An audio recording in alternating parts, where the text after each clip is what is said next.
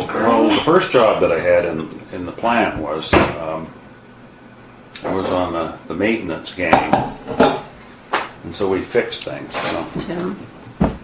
whatever it might be. Uh-huh.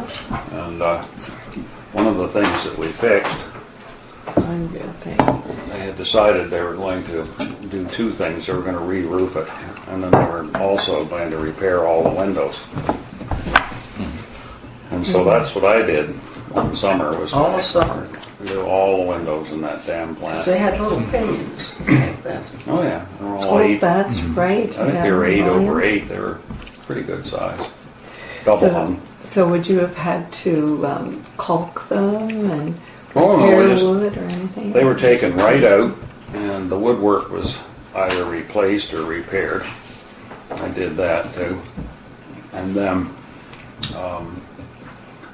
we would, any broken glass or anything was replaced, and everything was cleaned and stuff like that, re-puttied and painted and put back in. No big deal, but it was kind of fun. The safety mechanisms in those days when you're up on the 4th floor was Leo McHugh from Warminster holding on to my belt buckle while I stood backwards out of the windowsills doing these things. Kept saying to him every week, I said, Leo, I'll never forgive you. That's right. I go down, you're in trouble.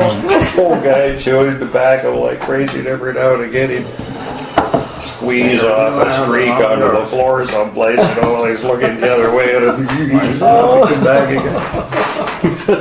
Anyway, I'm going to have a couple So more. what was the plant making when you worked there? I'm sorry? What was it making? Yeah. It was a sheet metal fabrication plant. And the products in particular, the concept was that this was Tudhope Specialties Limited, that's the name of it. And what they did, they acted as a manufacturing operation to be able to provide other companies with whatever they got contracted to do. Okay. So there were things like Cameron McIndoe and latterly, of course, Lear Siegler, and we also collaborated quite a little bit with Otaco. Don't forget we made stoves. Yeah, but this is prior to this. You asked me when I was there were no stoves being built. Well, there was fruit. Yeah. Yeah.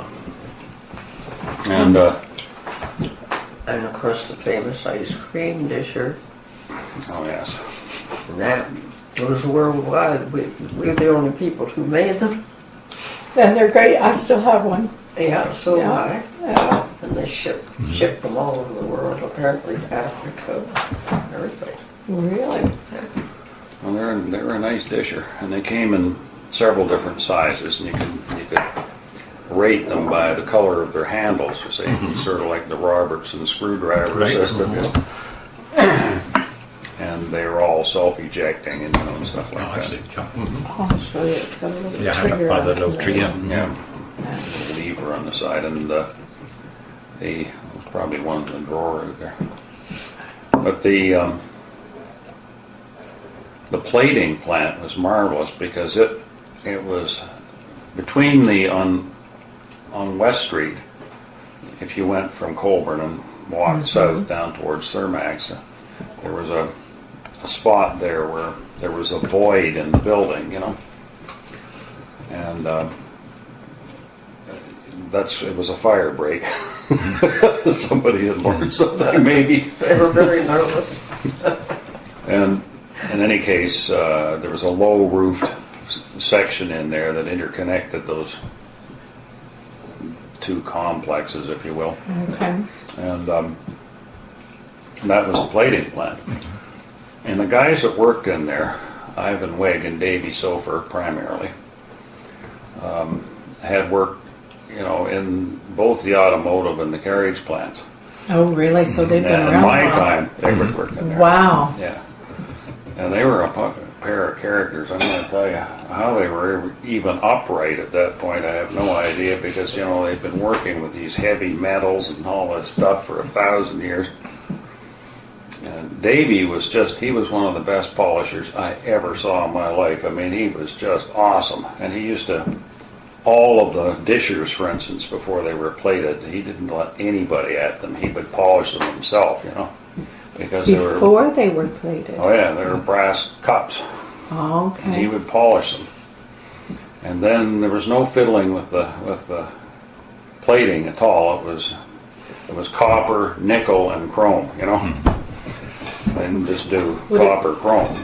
Would it be dipped Oh yeah, always. and then hung or something? Yeah, they're hung in the tanks, and then the electricity is polarized, you know, and it brings the tiny little flecks of whatever over and puts it on the cathode or whatever it is. Can't remember which one.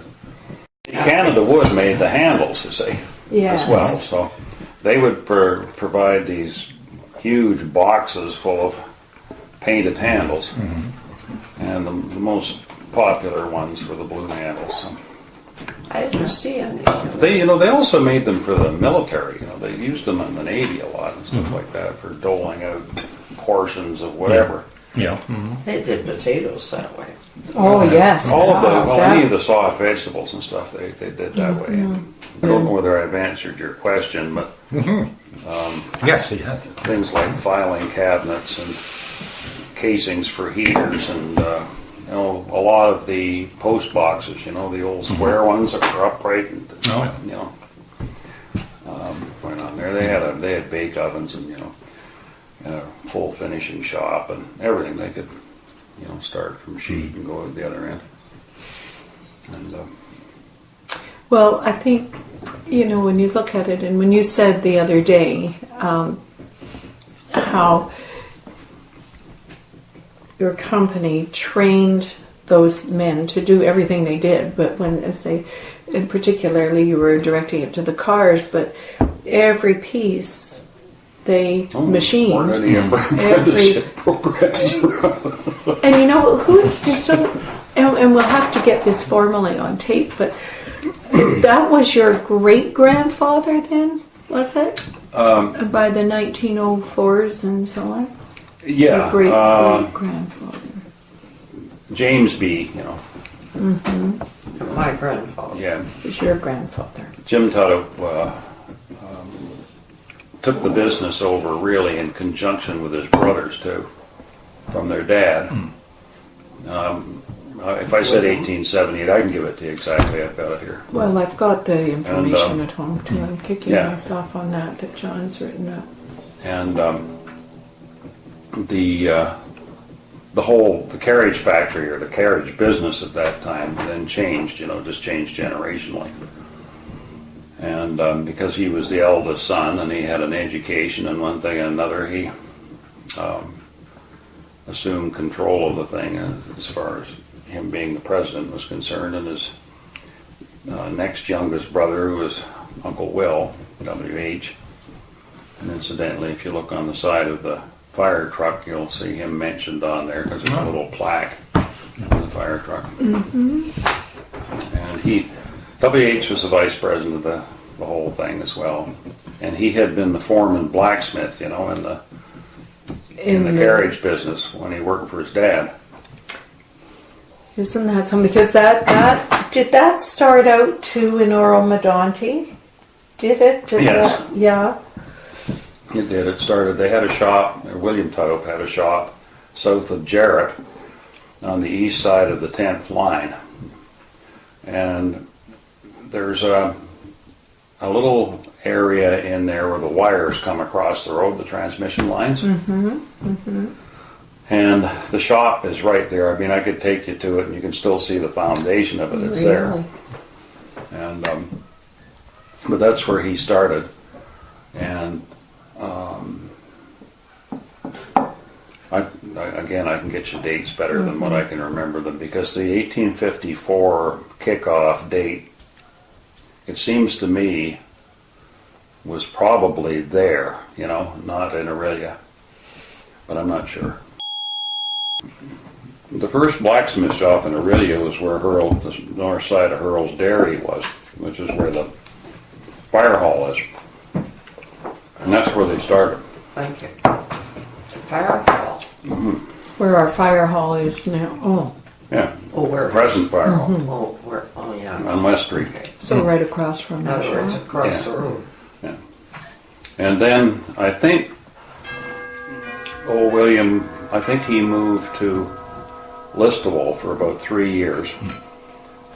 He had a brother or cousin or somebody down there. And he kept at him, this is a wonder they got to come from Listowel. So anyway, he decided, okay, we'll give it a go. So he went down there. And he didn't like that at all, so he came back then, and I think at that point they bought the property where the plant is today. And probably the whole block, I would think. Oh, I would think so. Because they owned the whole block at some point, but they probably bought the whole block right Yeah. then. Because it's like they have in the bush. I was going to say, why not? So their house was on the northwest corner of the intersection of Andrew and Colburn. Okay. So across Little the white street. house, we got pictures of it. Brand on the front, and all that kind of stuff. And then they built the first of the carriage factory buildings beside it, and it just kept growing and growing, and the house sat there. When the fire went up, it took the house with it.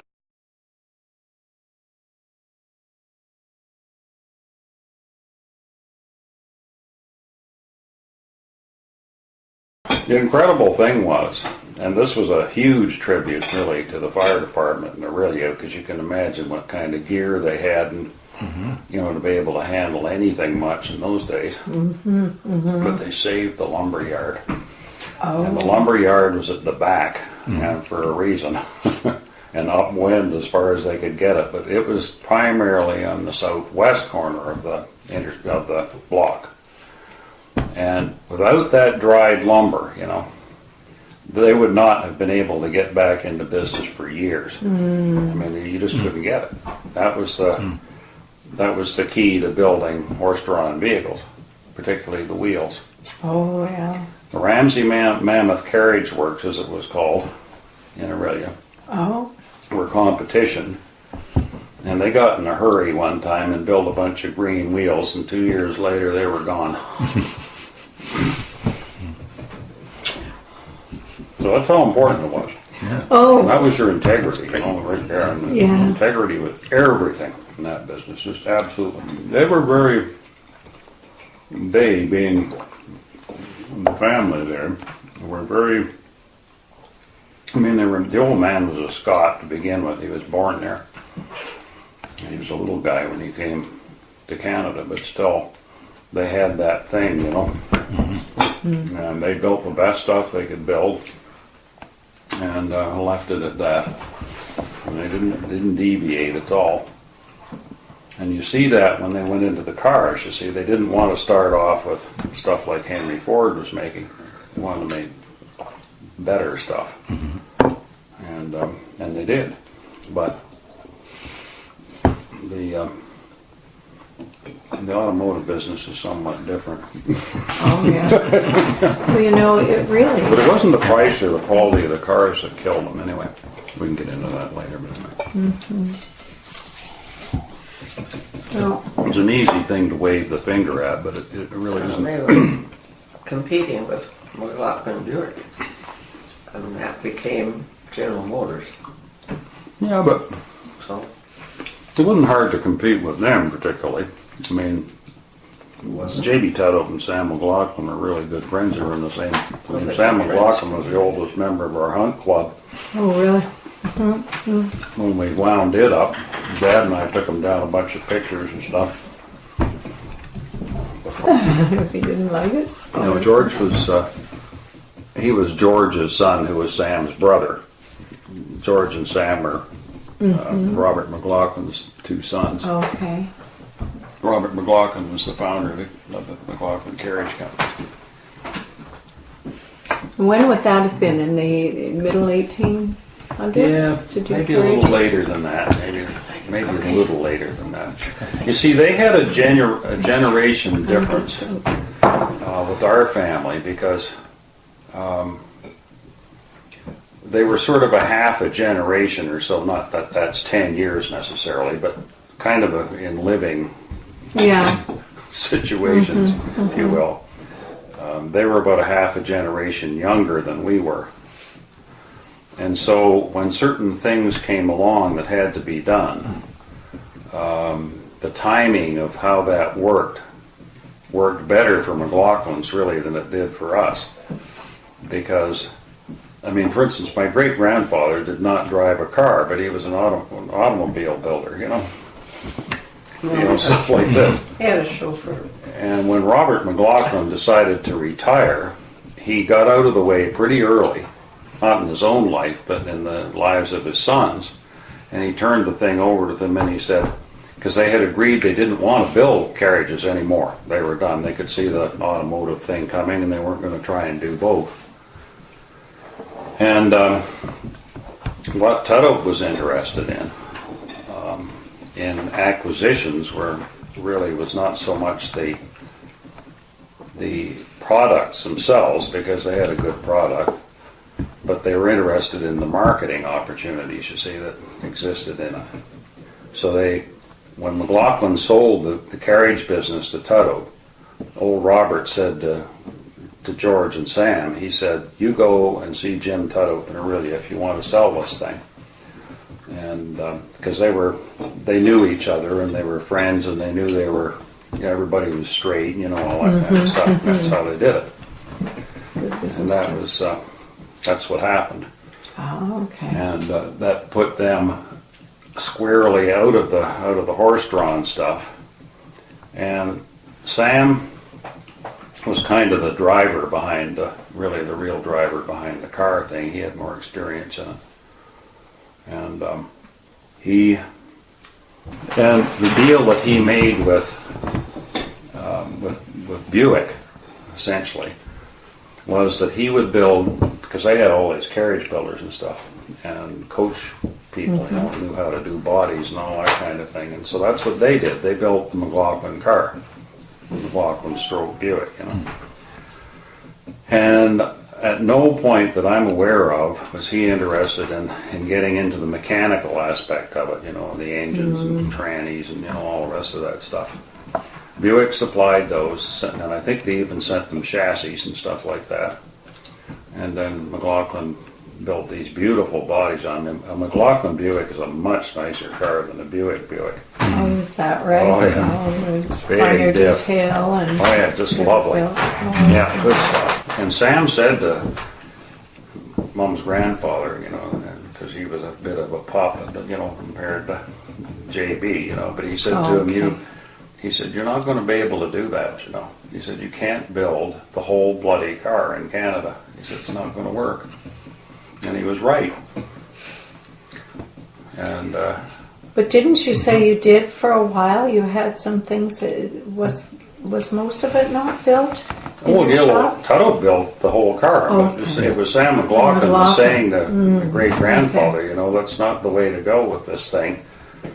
But their background and stuff like that, their background was such that they were very independent and they built all of their stuff. They liked it that way.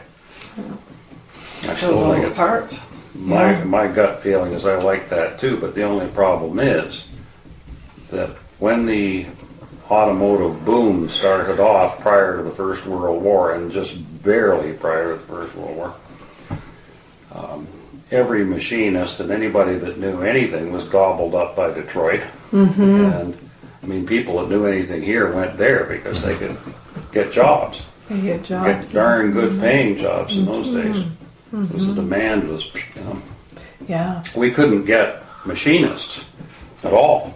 I mean, like none. And then,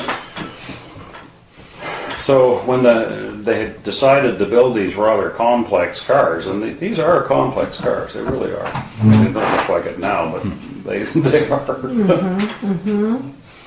I mean, you need to have really good people to be able to, I'm not saying good people, but competent people to be able to do that kind of work, skilled people. And I guess they probably wound up getting 2 or 3 or whatever it might have been, to be able to teach these other guys how to do things. But it was just an excruciatingly slow process to try and get these cars out the door. And that's what killed the gig. They had the biggest marketing system of any company, and I don't care what it is, food or whatever, that I can think of at that time. I mean, William Tudhope established an amazing marketing system. I'm not too sure he didn't almost invent it, you know. Really? Because Yeah, when the good railways system. were finally operational and stuff, now this is the old guy that started it all. You know, he was on those trains going every place, you know, down the states and all over. I've got some of his diaries, you know.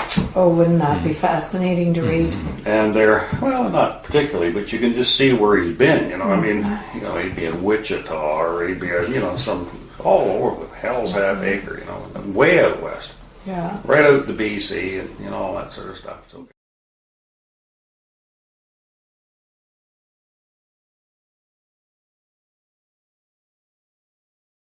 Factory burned and was built again and up and running in a year. That's astonishing. That's The incredible. structure, excuse me, was completed in 78 days. No kidding. I have the progress reports on it. Teddy Webb built it, Okay. local. It tells you how many bricks are in it, and how many roofing squares, and everything. How many board feet of lumber, and boy, there was plenty. What was the cause of the fire? Do you know? Well, my uncle told me that the paint on the floor, the hardened paint on the floor, most of which, of course, would have been lacquer, in the paint shop was, you know, 3.5 and 4 feet thick, so it didn't take too much to get something bad going in there. That's where it started. Yeah. And it started on a Saturday, just prior to the opening of the CNE, and they had just gotten all sorts of product ready to take down to the CNE. So that was what that was about as far as they were concerned. And one of the interesting things was that they had developed a new automobile with 6 cylinders, and I don't know what the configuration of it was. You know, whether it was certainly not a high wheel automobile with 6 cylinders. Nobody's ever built one of those that I'm aware of. So it was probably a conventional car, you know. And of course that went poop Yeah. in the fire. And but it was quite a conflagration. And you could feel the heat. I mean, serious heat at the railway station. Really? So you know where that is? That's That the was station. floor. Right. That floor was I mean, it was a national interest when it burnt. You know, it really did. It was a huge fire.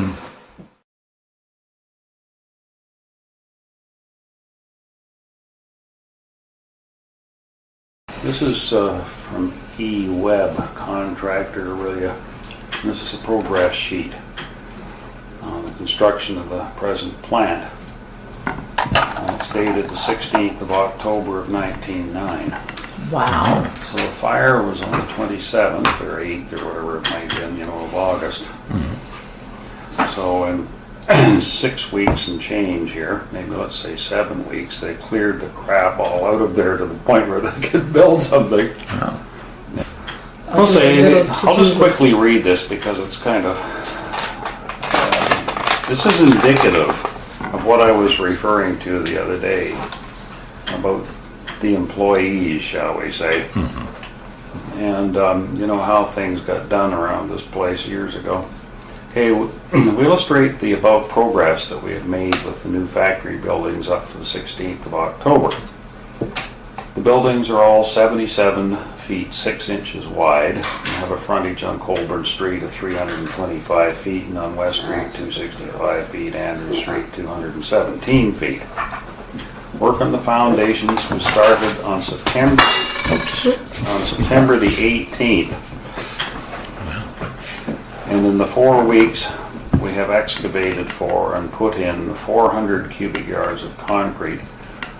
And the bricklayers have laid 380,000 brick, and the carpenters have put down 100,000 feet of flooring. We expect to have the roof on one half of the factory by the first week in November, and we'll have buggies ready for shipment by the 1st of January. Wow. And this is from the Tudhope Heritage Company, Inc., or Limited, excuse me. Did it happen? Oh, yeah. Yeah. Thought it It did. was happened sooner than that, too. Okay, we illustrate, this is November 5. We illustrate above a rear view of our new factory building showing advancement that we have made since the issue of the last circular. Like so. Oh, yeah. So they have gone up. Isn't that something? Holy Now, smokes. where the stack is there, the bottom of that contained a steam power plant that was also tied in with the OWLP. And it provided the auxiliary power for the city or the town of Orillia, you know, if there were problems with transmission lines and things like that from places like Ziasville and Or the big the shooter. chute and the rest of it. Hydro. So it was not a quick and dirty job, you know, to build that thing. That was a big plant. It was in anybody's. Oh, yeah. Okay, so the following quantities of material have been used up to date. And the bricklayers now have laid 900,000 bricks and carpenters put down 400,000 feet of flooring, and we put in 17,650 feet of concrete. Oh my Lord. 17,000. Yeah. That's too big. So that would be cubic feet of concrete. And I mean, that's the concrete, but then most of the foundation is built of limestone, so that's just the mortar. Really? Really? And flooring, So you know, did they have, when like you say pressure. limestone, did they bring in the rock? Oh, yeah. Oh, Yeah, well, you look at it, you what can a see it, it's all done treasure. that way. What a treasure. Foundation. That's what you're saying. Yeah, yeah, and I mean, you know, you gotta put a pretty good, and, Yeah. I mean, this whole thing just sits on a bunch of, you know, Oh, yeah. because all the water that comes off the hills, you know, from the West Street Hill, and all through that whole thing's just full of springs. And when we redid the elevator shaft years ago and decided to go from the old hoist type, you know, to a hydraulic piston, they had to get down in the ground to be able to have a place for the piston to retract, you know. And they got in there and they just hit, you know, an artesian spring that was just unbelievable. So all of this thing, you know, is sitting on this essentially unstable ground, you know, Isn't and it hasn't that, moved. And So it they did a hasn't good job when they put it down there. to they start. knew what they were doing? Well, Teddy Webb knew what he was building on too. He knew what was there. And all of this. And so anyway, they've got the machine room, the wood shop, blacksmith shop, and one half of the paint shop is done. The boilers and the engine are in position. And we're installing machinery in the woodworking and blacksmithing departments. And of course, the power to the machinery in the plant would have been done by steam with line shafts, you know. That's how it would have been at that point. Now they would have, I'm just trying to think, steam, could they have tapped in, what was their water source? Did they tap into a spring? Yeah, Dad he wanted to use it as a source of water for the plant, you see. Okay. And so they started to look into that, and it just became ridiculous, so they didn't do it. Oh, okay. They just capped it. All right. Okay. Okay, there's the completed plant. Now you see, this is a carriage factory. This doesn't include, you know, the automotive plant which went on That went here, on you at know, the which was the Thermax building. So this is West Street here. Okay, and Colburn at the front, and Andrew Street over on the other side. So you refer that to the Thermax plant. Was that a sale? Yeah. They came in later. Yep. Thermax. And the Lloyds were in there too Yes, I read before that. they built this thing. Yes. Yeah. Yeah, I read that now. So the roof finished, bricks used 1.8 million, flooring used 1.25 million cubic or board feet, excuse me, and 700 roofing squares. And that's on a 4-story building. Oh my God, that's That's amazing. Isn't it? So anyway, they're all done, and this report is on the 6th of December of 1909. And when did they start? Well, if the fire was, say, on the 28th of August, I guess they started fairly shortly after that. I think it was 31st. 78 days. I think that's what it took them to build Holy it. smokes, that's incredible. Yeah. And you got to have a whole bunch of people who know what the hell they're doing to do something like that, Yeah. and they did. So They just did it. this fellow Webb, what was his name? Teddy. So did he, in building this, did he use any of your foundry employees to help build it, or did he have his own? Well, it his wasn't own the staff? foundry. Sorry, dear. Sorry, The company. plant, yeah, the The factory. plant. Oh, sure. Ours was a They would have factory. employed everybody they could, I'm sure, to do it. And, I mean, where are you going to get that kind of a pool of labor? You know, Well, you're just not. That's what I was just thinking, yeah. And They showed up every day anyway, so we might as well carry on, you know, so that's what they did. rebuild your place, exactly, Yeah. exactly. Okay, Now, I'm speculating, but, I mean, it just goes without reason, you know, I mean, just look at it. wouldn't make sense. Yeah, where would you get all those people Yes. the next day, That's right. essentially? Yeah. You know, and they would have done everything they could to try and make sure that they had paychecks and stuff, you know, because it's just terrible. For sure. There was you know, over the years, there's been, you know, people obviously in Orillia that have not appreciated the Tudhope family at all. It's probably not the right word for it. But there's been you know, there's from time to time you'd hear something, you know. And there was a loan, I believe, taken out for perhaps $50,000, which was a lot of money in 1909, Oh, yeah. to get this thing going, you know. And that loan was let, as far as I know, by the city or the town of Orillia to the industry, and it was paid back. But the idea that I have heard over the years, of course, is that this was just bribery money to keep them here because they were actually planning on moving away, you see. And Aunt M told me this. Now, Aunt M she was the youngest, or the eldest rather, of J.B. Tudhope's children. And when the fire happened, great-granddad he had a cottage over near Longford. And of course he came into town and stuff like this, but his two brothers had seen the damn thing take off in the morning part, and they went down there like PDQ, and I guess they sent for him, but anyway. And of course they were, you know, just devastated with the thing because also the fact that they were getting ready to put these new lines and everything, you know, out in the Oh, C&E, yeah. you know. I can just all the R&D. Anyway, imagine.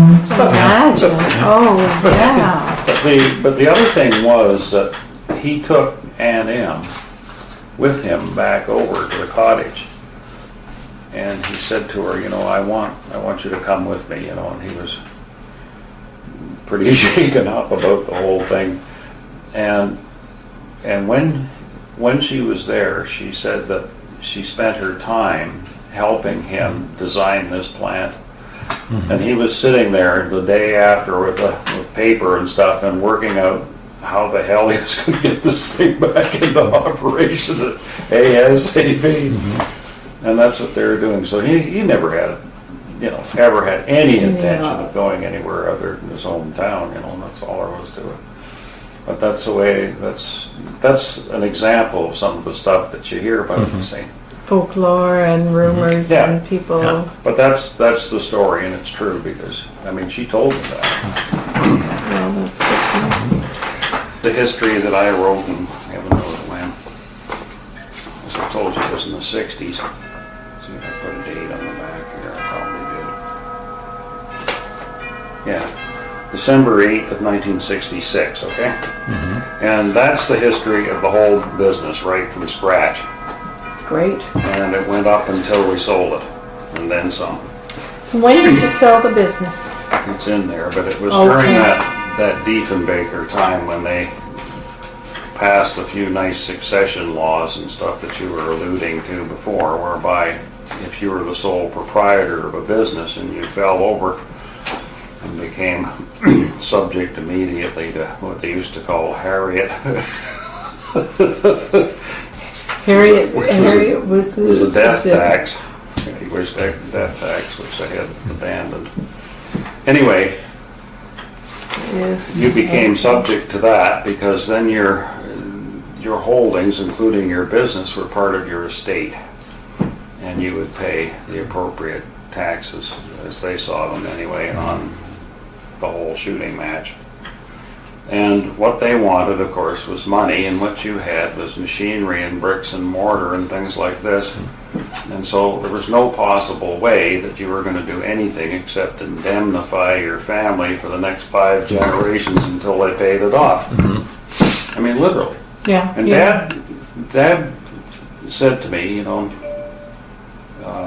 we had some very good lawyers laterally, but they were family people, Jim Gow was probably the best corporation lawyer in the country, and he was Uncle Mel's Son-in-law. Yeah, and Uncle Mel was granddad's brother. He was the lawyer in the family, and later he was a judge. Yeah, later on. But anyway, so Dad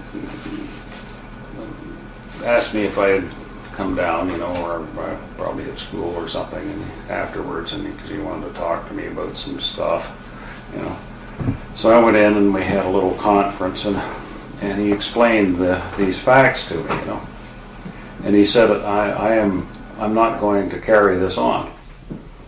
And he said, that's all there is to it. Now, not that I had been trained by any stretch of the imagination to do anything with it particularly. But he said, I'm going to sell it, because he said, we cannot keep this. That's all there is to it. And, that was the government of Canada. Isn't that something? Now, I'm just going to finish Yeah, a no, wee bit that's here, okay. but somewhere in the high 80s percentile, anyway, of business which had been privately held, not business necessarily, but certainly in the manufacturing end of things in Canada, was sold as a result of that, mostly to the U.S. And so did we. We sold ours to Lear Siegler. okay. And that was the beginning of LSI in Canada, you see. Lear Siegler. But Dad had been doing business with it, as I mentioned to you, before. But he stayed on with Lear Siegler. Oh yeah, he did. But That was the arrangement. Yeah. He was But the other thing that he was also able to do was that he was able, through Lear Siegler, to be able to get the employees a really good pension plan and stuff like this, and that was part of the deal. Yes, they did. Good for him. Good for him. And they didn't have. But he had always told me, when he did things, he said, when you make decisions in these things, in this business, you've got to be thinking primarily the fact that everybody out here, in this group is affected by what you do. So if you've got 160 families or wherever it might be, you better be thinking about that first when you make decisions on things, And that's how it was done. Good for him. It wasn't beautiful all the time, and it didn't turn out to be, but there's no manufacturing operation that I've ever seen, really, including today's modern stuff, even in the electronics business, that is just a panacea of perfection that doesn't happen. I don't think it's humanly possible. No, it's just too many people are involved, Oh, too many people and too many personalities and so on, and it's just, no, you can't, but you have to learn how to ride those waves, don't you, and pull through. And Well, they were so loyal to the business. It was all kind of like a big family, as we were just saying, And the fact that if it closes, they won't have a job. That's another story. Yeah. But they were very loyal. And there were times when it did close, or when it got really bad, sometimes, and kept a skeleton crew of people around, and that was about all you could do until you get going again. Yeah. But it was, You bring them back when you can. you know, sociologically, I don't know whether you could go to university anywhere in this country and take a course per se, you know, on industrial history. But, you know, who the hell provided the money, you know, to do what we have and to build the stuff that we, you know, the structure of the country, if you will, other than them? I mean, the agricultural community, I mean, you have no civilization even without that. Yeah, yeah. But once you've got your, you know, your food supply more or less nailed down, then you move on, you know, and that's what we did. Yeah. And that's what this is all about.